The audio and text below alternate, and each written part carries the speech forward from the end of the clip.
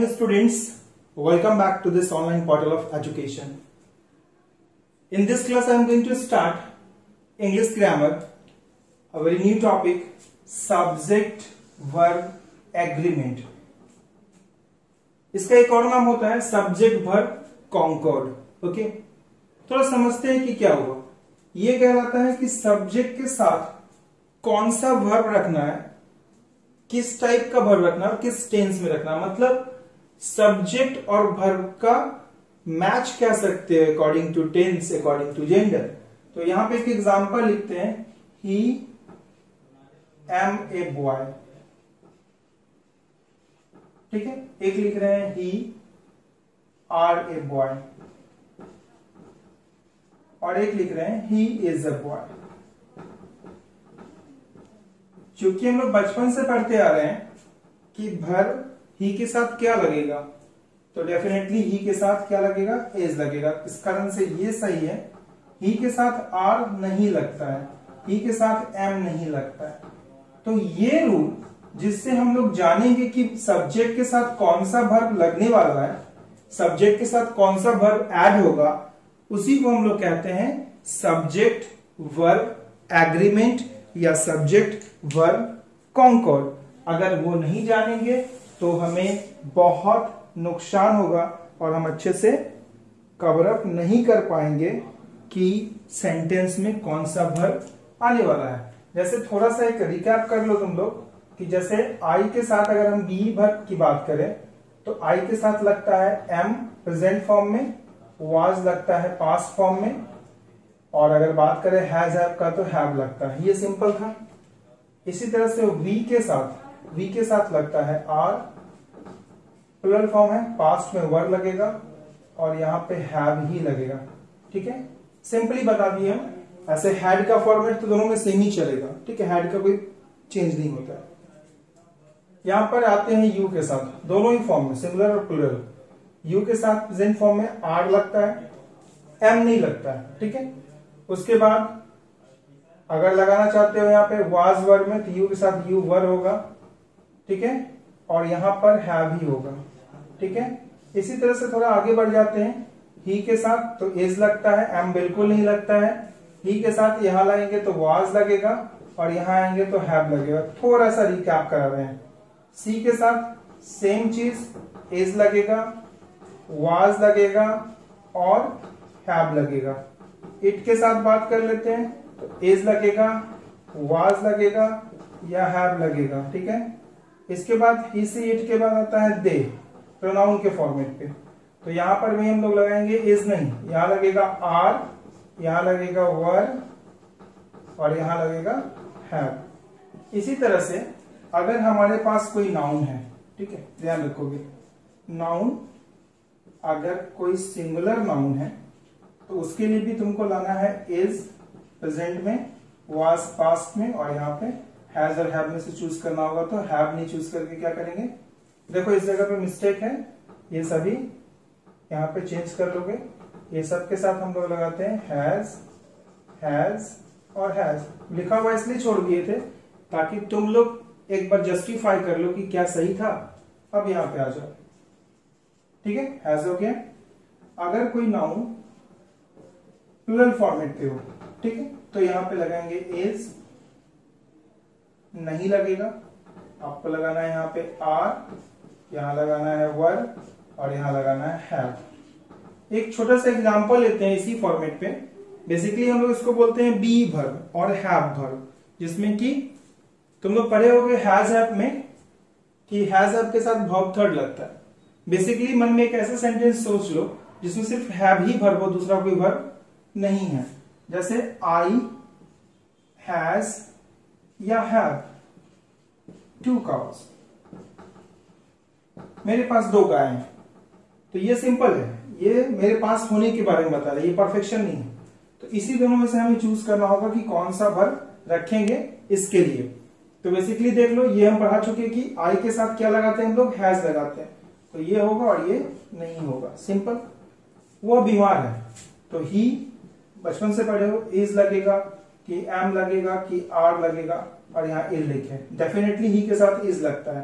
तो ये सही होगा और ये गलत हो जाएगा। इसी फॉर्मेट पे हम लोग सिंगुलर नाउन का कंप्लीट कर लिए। मतलब सिंगुलर नाउन होगा तो कैसा होगा, एक एग्जांपल देखो, हम लिख दिए राजू, राजू, ठीक है।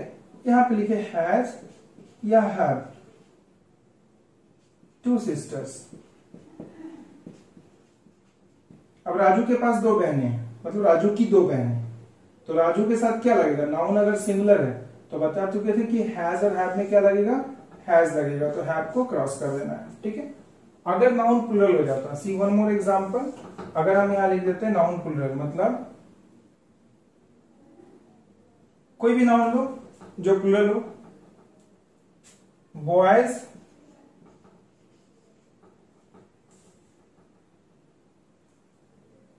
is, am, are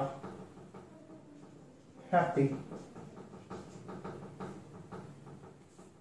तो अब इस सिंपल सेंटेंस से हम द बॉयज लगा सकते थे, बेसिकली समझाने के लिए, अगर कि बॉयज लगा हुआ है तो ये प्लूरल फॉर्मेट पे है, तो यहां पर हमको उसी को चूज करना है जो प्लूरल फॉर्मेट पे होगा। तो नाउन में हम बता चुके थे कि अगर प्लूरल होगा तो प्रेजेंट फॉर्म में आर लगता है, खोजेंगे यहाँ पे, एम नहीं होगा, इज नहीं होगा, आर होगा। ये तो बेसिकली हम लोग सीख लिए कि सिंपल अगर सेंटेंस होगा तो उसमें हम कैसे फाइंड आउट करेंगे कि वर्ब कौन सा है। अब थोड़ा सा कॉम्प्लेक्स पे आते हैं, तो यहां से हम रूल लिखाने वाले हैं, उसको फॉलो करोगे, ठीक है। अब देखते हैं कि रूल में क्या क्या है, ठीक है। तो फर्स्ट रूल में देखोगे, टू और मोर सिंगुलर, देखो दो या दो से अधिक सिंगुलर सब्जेक्ट अगर ज्वाइंट होते हैं किससे, एंड से, याद रखो, दो या दो से अधिक सिंगुलर सब्जेक्ट अगर ज्वाइंट होंगे एंड से, तो ये अपने साथ प्लूरल वर्ब को रखेगा, ठीक है। सबको पता होगा प्लूरल वर्ब क्या होता है। दो सब्जेक्ट हम यहां पे उठा लिए एग्जांपल के तौर पे, रोशनी और मीरा। देखो कंबाइंड किससे हो रहा है, देखो मेरा दो सब्जेक्ट है रोशनी और मीरा, कंबाइंड हुआ एंड से, और यहां लिखा हुआ है सिस्टर्स। तो वर्ब देखो क्या है, ये तुम्हारा वर्ब, वर्ब किस फॉर्म में है, वर्ब यहाँ पे प्लूरल फॉर्म में है। रोशनी एंड मीरा आर सिस्टर्स, तो यहाँ पे इज नहीं लिखना है। जब भी दो सिंगुलर सब्जेक्ट कंबाइंड होगा तो हमें वर्ब प्लूरल फॉर्मेट पे रखना होगा, ठीक है। एक और एग्जांपल लेते हैं, यू, ही एंड आई। ऐसे बेसिकली याद रखना है कि प्रोनाउन हमेशा 2, 3, 1 के फॉर्मूले पे काम करता है, पहले सेकेंड पर्सन, फिर थर्ड पर्सन, फिर फर्स्ट पर्सन, जैसा कि इसमें दिखाया गया। यू, ही एंड आई, यहां पे लिखा हुआ था दो या दो से अधिक सिंगुलर सब्जेक्ट, यहाँ पे यू मीन्स तुम सिंगुलर, ही मीन्स वह सिंगुलर, आई मतलब मैं सिंगुलर, तीनों सिंगुलर सब्जेक्ट हैं और कंबाइंड हो रहे हैं एंड से। ध्यान रखोगे, दो या दो से अधिक सिंगुलर सब्जेक्ट कंबाइंड होता है एंड से, तो उसके साथ वर्ब कौन सा होगा, प्लूरल फॉर्म का वर्ब होगा, ठीक है। इसलिए यहां लिखा हुआ है प्ले टुगेदर, नॉट प्लेज। इसके आगे बढ़ते हैं पॉइंट नंबर 2 की तरफ। उसमें देखेंगे हम लोग, लिखा हुआ है कि when two subjects are joined by, यहां पे देखो कनेक्टर इसमें है मेरा एज वेल एज, उसमें कनेक्टर था एंड। तो जब दो सब्जेक्ट कंबाइंड होता है एज वेल एज से, तो वर्ब एग्री करता है विद द फर्स्ट सब्जेक्ट। अब ये क्या मतलब हुआ कि मान लो कि तुमने दो को कनेक्ट किया, एक इधर एक इधर, तो चेक करते एग्जांपल में कि लेटर फर्स्ट सब्जेक्ट का मतलब क्या हुआ। ये है मेरा कनेक्टर एज वेल एज, मैंने आई और यू को कनेक्ट किया, आई एज वेल एज यू, तो ये दो सब्जेक्ट एज वेल एज से कंप्लीट हुआ है, ठीक है। तो हमें सोचना है कि इसमें वर्ब कौन सा लगेगा, वर्ब कौन सा लगेगा। थोड़ा सा वर्ब के लिए स्पेस यहां पे हम छोड़ देते हैं, एक सेकेंड। हम यहाँ पे वर्ब के लिए स्पेस छोड़े, यहां लिखे इन द रॉन्ग, और यहां पे ऑप्शन हम दे दिए इज, एम और आर फॉर चेक। तो यहां पे मेरे पास सब्जेक्ट हो गया I as well as you, connector as well as. Rule कहता है कि फर्स्ट सब्जेक्ट को एग्री करेगा, तो पता होना चाहिए फर्स्ट सब्जेक्ट मेरा क्या है, यहाँ पे आई है। तो स्टूडेंट आई के लिए इस तीनों में से कौन सा यूज होगा, इज होगा कि एम होगा कि आर होगा। डेफिनेटली यहां पे हम लोगों को एम लिखना है, ठीक है। दूसरा चेक कर लेते हैं, यहां पर भी कनेक्टर है, एज वेल एज कनेक्ट कर रहे हैं हिज पेरेंट्स को ही के साथ। ठीक है, क्या कर रहे हैं, हिज पेरेंट्स को ही के साथ कनेक्ट कर रहे हैं। कनेक्टर मेरा बन गया है एज वेल एज। रूल कहता है कि जब भी दो सब्जेक्ट एज वेल एज से कनेक्ट होंगे तो पहले वाले सब्जेक्ट के हिसाब से वर्ब फॉलो करेगा। पहला वाला सब्जेक्ट इसमें क्या है, हिज पेरेंट्स, डेफिनेटली सिंगुलर नहीं है, पेरेंट्स लिखा हुआ, इस कारण से यहां पे आर हो गया। तो पूरा सेंटेंस बना his parents as well as he are illiterate. लेकिन मिस्टेक करते हैं हम लोग, यहां पे ही को देख करके इज लगा देते हैं। ध्यान रखना है स्टूडेंट कि एज वेल एज वाला जो है बहुत ही इंपॉर्टेंट है, इसमें पहले वाले सब्जेक्ट के हिसाब से वर्ब फॉलो करेगा, चाहे यहां पे सिंगुलर ही क्यों ना हो और इधर प्लूरल क्यों ना हो। ठीक है, अगर ऐसा लिखा रहता he as well as his parents तो यहां पर इज हो जाता। यही सेंटेंस को थोड़ा पलट के सोचो कि he as well as his parents, तो यहां पे होता हिज पेरेंट्स और यहां पे होता ही, तो उस कंडीशन में यहां पे आर नहीं होता क्योंकि तुमने सब्जेक्ट बना दिया ही को सेकेंड टाइम, तो उसमें चेंज कर दोगे। ठीक है, बेसिकली हम लोग मूव करते हैं नेक्स्ट पॉइंट की तरफ। पॉइंट नंबर 3 ये है व्हेन टू और मोर सिंगुलर सब्जेक्ट, दो या दो से अधिक सिंगुलर सब्जेक्ट अगर कनेक्ट हो जाए और से, नॉर से, देखो सारा कनेक्टर हम लिख देते हैं इसे, और हो गया, नॉर हो गया, आइदर और हो गया, नाइदर नॉर हो गया, तो ये सभी वर्ब लेंगे जो लैटर सब्जेक्ट को एग्री करेगा। ध्यान रखो क्या बोल रहे हैं कि जब भी इनसे कनेक्ट करेंगे तो बाद में जो सब्जेक्ट आएगा ये उनको एग्री करेगा। अब ये बाद वाला सब्जेक्ट का क्या चक्कर है, देखिए यहां पे एक सेंटेंस हम दिखाते हैं, आइदर यू और ही। चेक करो, मेरा कनेक्टर यहाँ पे आइदर और है और दो सब्जेक्ट हम जोड़ रहे हैं ही और यू और ही को, आइदर यू और ही। यहां पर हैज स्टोलन द वॉच। अब गौर करो यहां पे मेरा वर्ब है हैज। रूल कहता है कि लेटर सब्जेक्ट के हिसाब से, बाद में आने वाले सब्जेक्ट के हिसाब से ये फॉलो करेगा। तो लेटर सब्जेक्ट मेरा क्या है, यू है कि ही है, बाद में कौन सा सब्जेक्ट आया, डेफिनेटली बाद में ही आया।